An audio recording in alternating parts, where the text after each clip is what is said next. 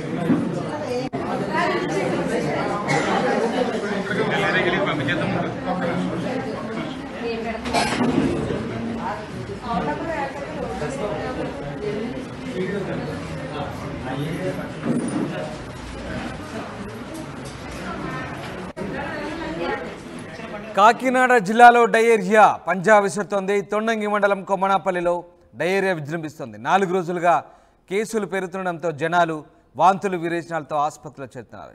ప్రకాష్ జైన్ అవుతున్నారు. ప్రకాష్, ముఖ్యంగా డయేరియా పంజా విసురుతోంది. దీనికి సంబంధించి జిల్లా అధికారులు ఎట్లాంటి చర్యలు తీసుకుంటున్నారు? ప్రస్తుతం తొండంగి మండలంలో పరిస్థితి ఎలా ఉంది? రామదాస్, కాకినాడ జిల్లాలో డయేరియా పంజా విసరడంతో మొత్తం స్థానికంగా మొత్తం అందరూ కూడా ఆందోళన వ్యక్తం చేస్తున్నారు. ఒక్కసారిగా ఎన్నడూ లేని విధంగా ఈ డయేరియా విజృంభించడం కాకుండా ఈ మండలం గ్రామంలో మొత్తం ప్రతి ఒక్కరు కూడా గ్రామస్తులు భయాందోళన గురవుతున్న పరిస్థితి ఇక్కడ ప్రధానంగా కనబడుతుంది. ఒక్కసారిగా చూసుకుంటే గత 4 రోజుల నుంచి కూడా ఇదే పరిస్థితి కొనసాగుతుంది. డయేరియాతో కొంతమంది 30 మంది వరకు కూడా అస్వస్థతకు ఒక్కసారిగా గురవడమే కాకుండా 50 మంది వరకు కూడా ఆ హాస్పిటల్లో అనుమాన లక్షణాలతో ఉన్న వారు అయితే హాస్పిటల్లో అక్కడైతే కూడా చేరినటువంటి పరిస్థితి ఇక్కడ ప్రధానంగా కనపడని చెప్పొచ్చు. ఈ నేపథ్యంలో హుటాహుటిన కొంతమంది ఎవరైతే అస్వస్థతకు గురయ్యారో వాళ్ళందరూ కూడా హుటాహుటిన ఇక్కడ కాకినాడ ప్రభుత్వ ఆసుపత్రికి అయితే తరలించారు. వాళ్ళకైతే మెరుగైన చికిత్స అందిస్తున్నటువంటి పరిస్థితి ఇక్కడ ప్రధానంగా కనపడని చెప్పొచ్చు. మరో పక్కన ఎవరైతే ఈ డయేరియాతో బాధపడుతున్నటువంటి పరిస్థితి ఉన్న నేపథ్యంలో అక్కడంతా కూడా ఇక్కడ ఆరోగ్య శాఖ అధికారులు వెంటనే అప్రమత్తమవి ఈ యొక్క కొమనాపల్లి గ్రామంలోనే మొత్తం హెల్త్ క్యాంప్ కూడా నిర్వహించి ప్రతి ఒక్కరు కూడా చికిత్స అయితే అందిస్తున్నటువంటి పరిస్థితి ఇక్కడ ప్రధానంగా కనపడుతుంది చెప్పొచ్చు. ఈ నేపథ్యంలో డయేరియా గల కారణాలు చూసుకుంటే ప్రధానంగా గ్రామంలో నీటి కలుషితం కారణంగానే ఈ యొక్క డయేరియా విజృంభించి ఉంటుందా అని చెప్పేసి అనుమానాలు అయితే వ్యక్తం చేస్తున్న పరిస్థితి ఉంది. ఈ నేపథ్యంలో మొత్తం ఈ యొక్క గ్రామం అంతా కూడా పారిశుద్ధ్యం పనులు అయితే చేపట్టినటువంటి పరిస్థితి. మరో పక్కన ఇటీవల ఎన్నికైనటువంటి తుని నియోజకవర్గ ఎమ్మెల్యే ఎవరైతే యనమల దీవే కూడా ఒటాగొట్టిన అక్కడ సంఘటన స్థలాలకు అయితే చేరుకుని బాధితులందరూ కూడా పరామర్శిస్తున్న పరిస్థితి.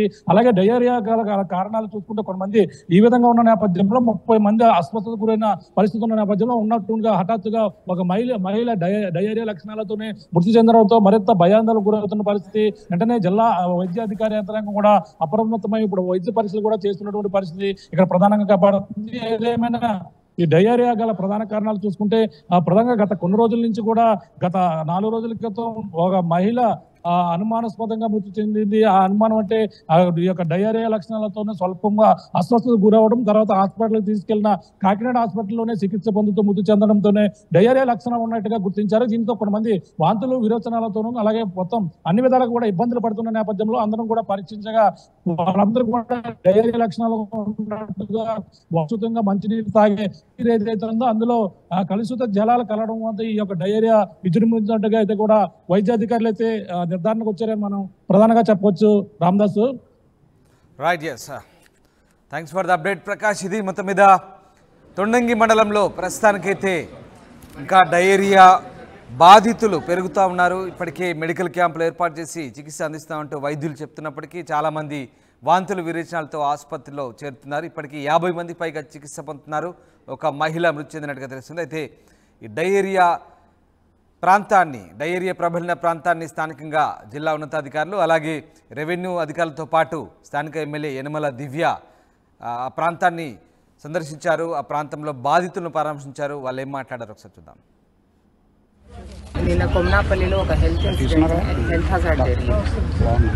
చాలా మంది ఒక 34 మెంబర్స్ వరకు ఫుడ్ పాయిజనింగ్, వాటర్ కంటామినేషన్కి ఫుడ్ పాయిజనింగ్ అయింది. వాళ్ళకి food contamination and water contamination. అది జాగ్రత్తగా అసలు రూట్ కాజ్ ఏంటో కనుక్కోమని సూపరింటెండెంట్ గారికి ఆల్రెడీ డైరెక్షన్స్ ఇవ్వడం జరిగింది. ఇప్పటికే ఒక 10 మంది కొంచెం బాగయ్యి ఇంటికి డిశ్చార్జ్ చేశారు వాళ్ళని.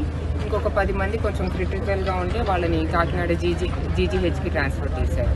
పర్టికులర్గా ఒక 5 మంది పసిపిల్లలు ఉంటే వాళ్ళని ఇక్కడ వద్దు అక్కడికే పంపించండి, వాళ్ళైతే పెద్ద హ్యాండ్స్లో కొంచెం సీరియస్గా చూసుకుంటారు వాళ్ళని అని చెప్పి అక్కడ పంపించడం జరిగింది. ఆల్రెడీ 108 అంబులెన్స్ కూడా రెడీగా పెట్టాము ఇక్కడ, ఎప్పుడు నెసెసరీ ఉన్నా వాళ్ళని తీసుకెళ్లేటట్టు.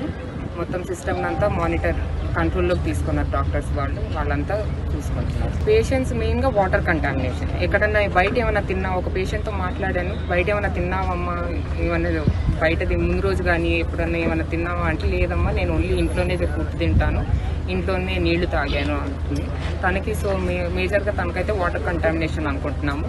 మిగతా వాళ్ళు బయట ఫుడ్ ఏదో ప్రాన్స్ ఏదో తిన్నారంట, సీ ఫుడ్ కంటామినేషన్ కూడా అయ్యి ఉండొచ్చు.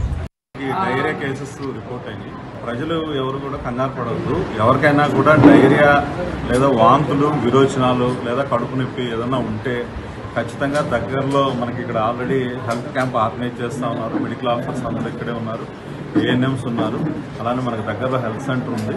కాబట్టి వైద్యం చేయించుకోవడానికి ముందుకు రండి. ఏమవుతులే అని చెప్పేసి ఏం కాదులే, 2 విరోచనాలే కదా, వాంతులే కదా అని ఇంట్లో ఉండొద్దు దయచేసి. అలాంటిది ఏదైనా ఉంటే ఖచ్చితంగా వచ్చి వైద్యం చేయించుకోండి. అది నా ఫస్ట్ మనవి.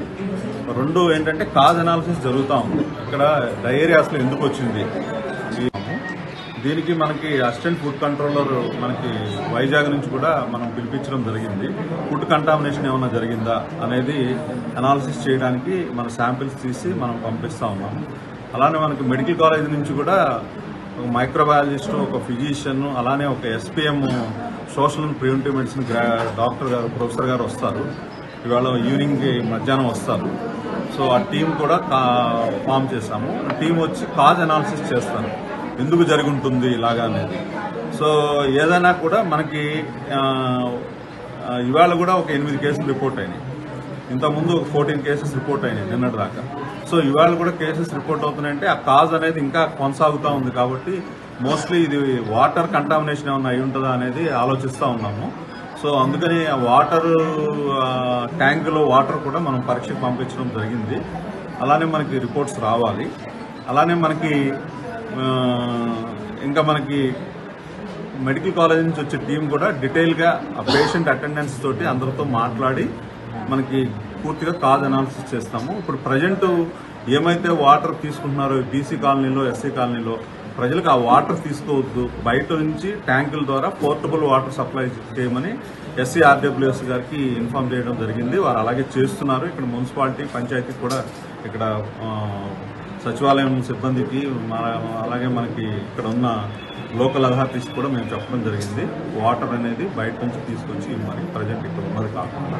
అందుకని నేను చెప్తా ఉన్నాను, ఎవరికైనా వాంతులు, విరోచనాలు, కడుపు నొప్పి ఉంటే ఎవరు కూడా ఇళ్ల దగ్గర ఉండొద్దు. అలానే ఏమీ కాదులే అనే ఉద్దేశంతో ఉండొద్దు. దయచేసి హాస్పిటల్కి రండి, వైద్యం చేయించుకోండి.